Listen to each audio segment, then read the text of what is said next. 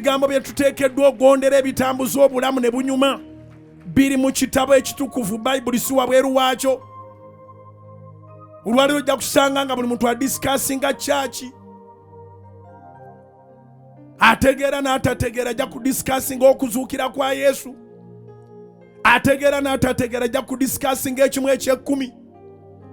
Omulala ajja nakugamba nti nange nali musumba era bwe nali omusumba era ffe twali tuzirya kale twalyanga ssente z'endiga kati naakuwulikisanga endiga nti kivumo. Endiga si kivumo.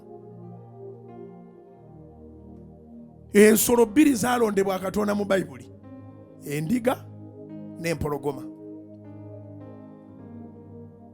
Zaalondebwa Katonda kubanga kino kisibo. Nze sirunda mbuzi, kino kisibo si kya mbuzi. Baliwo abakiriza nti tuli ndiga. Wanika omukono gwo. Nange kennyini ndi ndiga ya Katonda, ndi mu kisibo kya Kristo.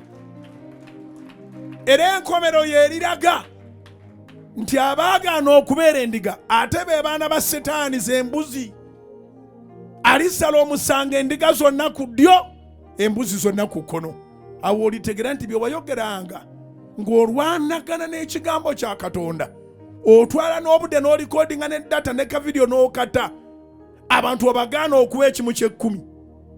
Katonda akomawo n'atunulira gwe. Ayinza n'obutatunulira nnyo bagenda bawuliriza by'oyogera, gwe gw'atunulira.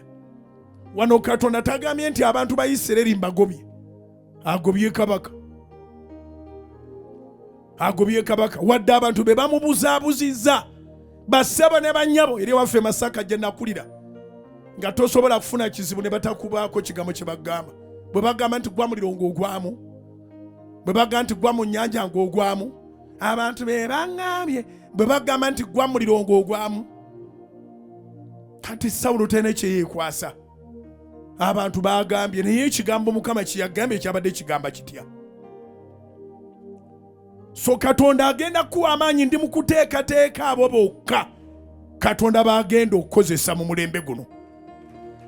Agenda kuwa amaanyi, agenda kuwa amaanyi ga ssente. Agenda kuwa amaanyi ga ssente. Bw'akuwa amaanyi ga ssente asigale nga ye Katonda.